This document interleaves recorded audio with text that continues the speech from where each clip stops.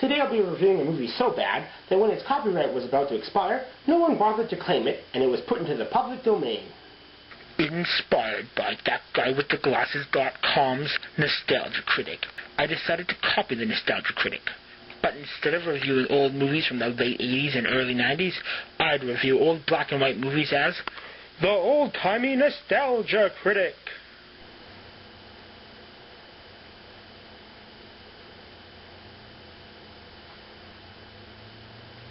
Hi, I'm the Old-Timey Nostalgia Critic, and I remember it because it happened before you were born. Today's movie is the 1953 film Catwoman on the Moon.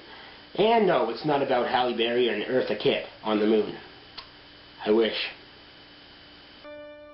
The eternal wonders of space and time. The faraway dreams and mysteries of other worlds. Oh, cut the BS and just say it. Space, the final frontier. So the movie's about Earth's first voyage to the moon. White Sands to Rocket 4, code 63, come in.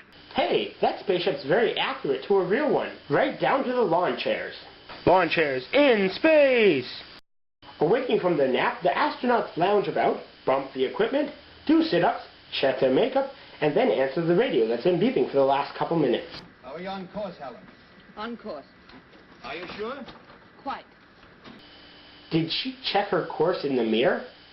The crew is led by Commander Laird Granger, who likes to do things by the book. For the rest of this journey, we operate strictly by the book. But based on the incompetence of his actions, I have to wonder what book he's reading. I'll have to reference this throughout my review. Anyway, back to the crew. We also have the navigation officer and the commander's girlfriend, Helen Salinger, who is obviously being controlled by aliens. But the highly trained astronauts of this mission are unable to figure it out. Wrong people for the job in space! Also on this voyage, we have Kip Reisner, who also likes Helen, because, Helen's so hot. And also there's Doug Smith, radio operator. Walt Wallace, engineer. We're humming along, folks. That new lubrication by the Delphite Oil Company sure turned the trick. Over to you, White Sands. That plug ought to make a couple of grand, huh? entrepreneurs in space! So on to the moon they proceed. Gosh, it's loud in space! Noise in space! So on to the moon they proceed. But before they can get to the moon, their ship is hit by a meteor. Weight balance to right. Something's embedded in our rear section. Ooh. At first it seems like all is okay, but then... Sir, but there's no pip. I'm afraid I'm out of business. Commander, the atom chamber. The nitric acid. How do you get all that from the flashing Sector 5 sign? Unbelievable competence in space! So the ship is in danger and everyone might die. What are you doing? I want to check that obstruction on the water line. Gas will burn through that suit in 1 minute flat. I'll just need 59 seconds.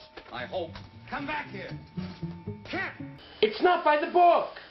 It says here, when everyone's in danger, don't let someone run off and save everyone. In case of emergencies, just die. So Kip goes to his locker and gets suited up. Lockers in space! And proceeds to save the ship. Continuing on their journey, they get to the moon and make their historical landing. And the first thing Kip wants to do is make sure the ship is okay for its next takeoff. But the commander, going by the book, doesn't think that's important, and instead wants everyone to leave the ship and go for a walk. Wait, let me take a look. Oh, here it is. Never be prepared. I think they took the wrong book with them. So everyone gets their spacesuits on and prepares to go outside. Well, I guess I'd better leave this behind then.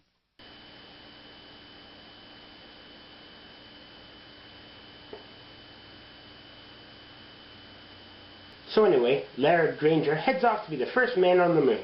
And what will his historical first words be?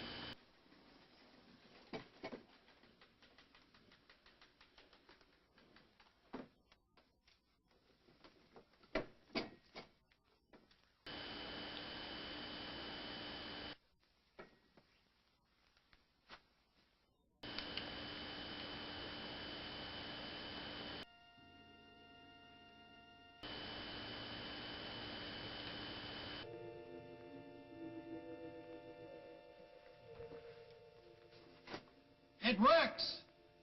Come ahead. Huh? It works. Come ahead. Wow. Really sums up the emotion and sentiment of that historic moment. It works. Come ahead. Brilliant. Remember that, kids. Your teachers may test you on it. I'm going to step off the limb. That's one small step for man. It works. Come ahead. So the rest soon follow, and they all go for a stroll on the moon. They then all follow Helen as she leads them to a cave she said she had seen while the ship was landing. Well, I only wanted to point out that from the angle the ship entered the crater, it would have been impossible for Miss Salinger to spot that cave. You mean she just guessed it was there? If a crew member brings up a legitimate concern about another crew member, turn it into a stupid question and don't put any more thought into it. Huh. You know what's not in this book? How to use common sense. This book sucks. So into the cave the lambs go, and once inside they discover there's oxygen in the cave. So they take off their suits, and not wanting to carry the suits with them, they leave them in a pile by the cave's entrance. Plot convenience on the moon! And then they continue through the cave till they come to an opening. Clouds on the moon! It ain't true. There can't be another world in the bowels of the moon. He said bowels. They then head into the mysterious city and separate, which allows the Catwoman to make their move and attack the men. But the men overpower their attackers and catch one of the Catwomen, who abruptly disappears, taking the soundtrack with her. And Helen, having left during the confusion, meets up with the Catwoman. I am here, Alpha. It has been a long journey, Helen. Welcome to the moon. This is my second-in-command, Beta. And this is Lambda. So basically the Catwoman's names are A, B, and L. Huh. What is this? Sesame Street on the moon? So they just use the alphabet to name themselves. Why don't they just call themselves after what month they are in the Catwoman on the Moon calendar? See, Alpha is Miss July, and Beta is Miss October. Or is that Lambda? No wait, Lambda is Miss January. Gee, that's a boring calendar.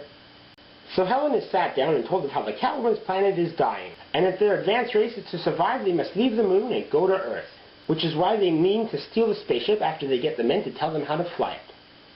And why do the Catwomen want to steal the ship, instead of just ask for help? Well, I have with me here one of the Catwomen, so let's find out. Hi, I'm Caleb Wallace. Hi, I'm Delta. So basically D. Yes. So why do the Catwomen want to steal the ship? Why don't they just ask for help? Help! So Helen, still under the control of the Catwoman, introduces them to the men, and the men and the Catwoman all decide to pair off and go their separate ways. Stupid gunplay on the moon! Say, you wouldn't have any small works of art that I could take home with me as a souvenir, would you? You may have this. Thanks. I was admiring it. Knick-knack collectors on the moon! Just a boy and a girl together. And maybe... Plot convenient love on the moon! And at this point I wonder who's wearing the red shirt in this expedition.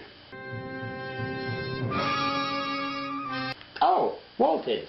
So in typical old movie fashion, love conquers all, and helps out the plot, as Lambda tells Doug of her people's plan, and Doug tells Kip, and they both go to Laird to confront Helen, who escapes them when Laird overreacts.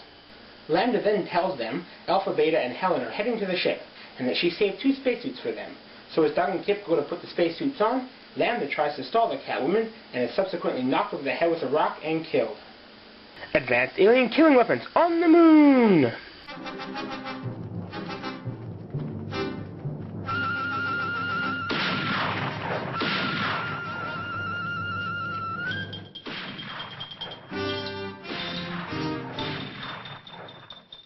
Doug, the Catwomen are dead.